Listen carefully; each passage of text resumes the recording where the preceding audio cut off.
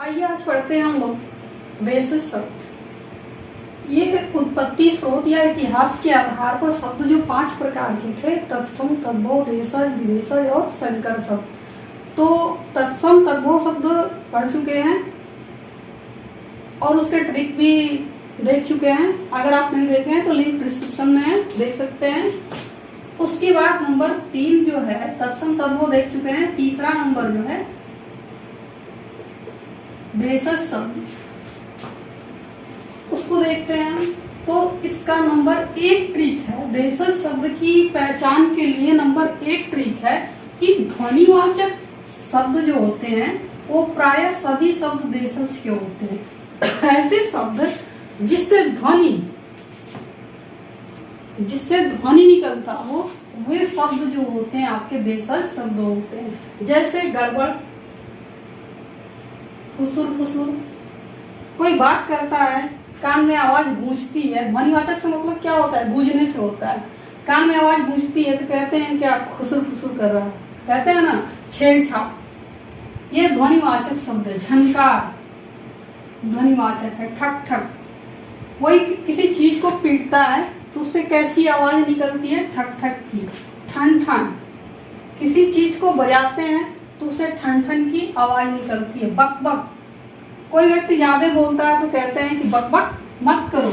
वैसे ही काय काय, कौवा अगर बोलता है तो क्या कहते हैं? कौवा क्या कर रहा है? काय काय कर रहा है। पो पो, गाड़ी से जो आवाज निकलती है, जो ध्वनि निकलती है, वो पो पो की ध्वनि निकलती है। डकार, अगर हमें खट्टी डकार आती है, कुछ अंदर से जो गैस बाहर निकलती है तो उसको क्या बोलते हैं? डकार। सरसर, हवा जो चलती है, तेज की जो हवा चलती है तो उससे कैसी ध्वनि निकलती है? सरसर की ध्वनि निकलती है। तो ये जो ध्वनिवाचक जो शब्द होते हैं ना, ये सारे शब्द जो है आपके देशज होते हैं। दूसरा हमारा ट्रिक है कि जिस शब्द में ड हो, ठ हो और ढ हो, ढक्कन ढ, जिस शब्द में ड, ठ और ढ हो, ये जो शब्द है ना, ये अक्सर क्या होते हैं? आपके देशज होते हैं। मैं ये नहीं कह सकती कि पूरा जो शब्द है, सारे शब्द है इन वर्ण वाले आपके देशज ही नहीं, बहुत सारे ऐसे शब्द होते हैं जो आपके देशज के ही होते हैं। नंबर 3 आपका ट्रिक है कि रिश्ते बताने वाले जो शब्द होते हैं ना, ये सारे शब्द क्या होते हैं? आपके देशज होते हैं। जैसे में है मामा, नाना, चाचा, बुआ, ये जितने, ये कंफर्म है कि जो रिश्ते बताने वाले शब्द है, मामा, नाना, चाचा, बुआ, पापा, मम्मी, ताऊ, ये जो सारे शब्द है ना, ये सारे शब्द आपके देशज शब्द हैं। इसके सिवाय भी चौथा जो ट्रिक है वो कहता है कि जितने निरर्थक शब्द हैं, सार्थक नहीं, ऐसा शब्द नहीं जिसका अर्थ होता हो, ऐसा शब्द जिसका कोई अर्थ नहीं होता हो, वे सारे शब्द आपके क्या होते हैं? देशज शब्द होते हैं। जैसे में कहते हैं लोटा ओटा, लोटा ओटा, लोटा का तो कोई अर्थ है लेकिन ओटा का कोई अर्थ नहीं है। तो जब इसका अर्थ नहीं है तो इस शब्द को हम क्या कह देते हैं? देशज शब्द कह देते हैं। ये शब्द ऐसे होते हैं जिसकी उत्पत्ति का हमें कोई पता नहीं होता है। ये साधारणतः हमारी बोलचाल की भाषा में प्रयोग होते आए हैं, इन्हीं को हम देशज शब्द कहते हैं। अब हम आगे देखते हैं विदेशज शब्द, जो परीक्षा की दृष्टि से काफी महत्वपूर्ण है। इम्पोर्टेंट विदेशज शब्दों को ही देखेंगे हम, क्योंकि बहुत सारे शब्द है, याद करेंगे तो हम कितना याद करेंगे। सो हम कुछ इम्पोर्टेंट शब्दों को ही। विदेशज शब्द जो है आपका फारसी भाषा का जो शब्द है, विदेशज शब्द सबसे पहले देखते हैं किसको कहते हैं?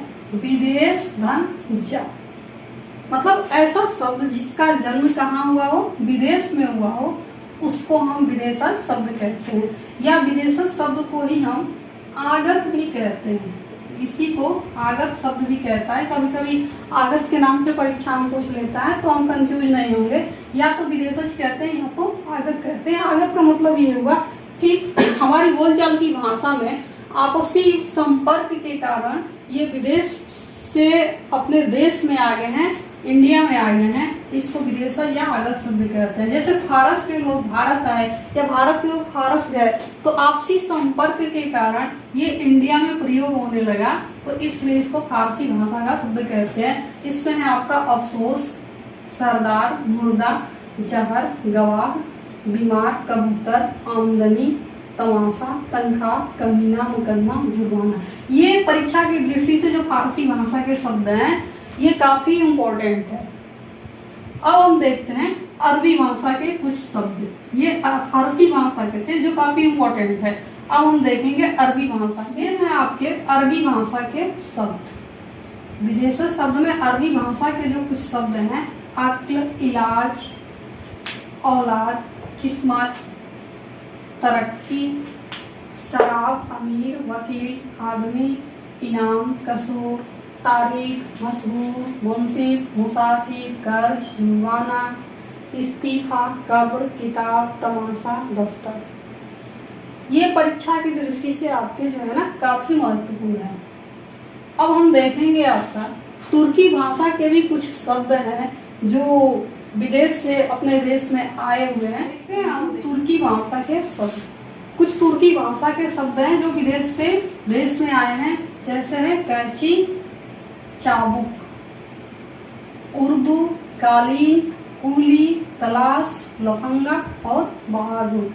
ये जो है विदेशी शब्द हैं और विदेश में भी ये कहाँ से आए हैं? तुर्क से आए हैं, यानी तुर्की से आए हैं। अब है आपका अपील, प्रेस, जज, रजिस्टर, पिन, ऑर्डर, ऑफिस और हॉस्पिटल।